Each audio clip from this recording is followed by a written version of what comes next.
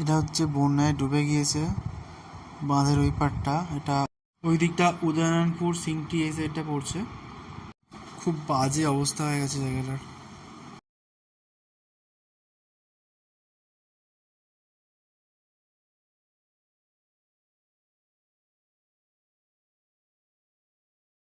দেখছো ওটা দিন নদীটা বেরিয়ে গেছে।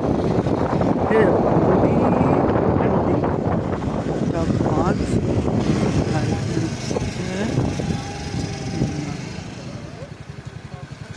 ওই যে ওইটা হচ্ছে পলে যাওয়ার ওইটা হচ্ছে পলে যাওয়ার রোড।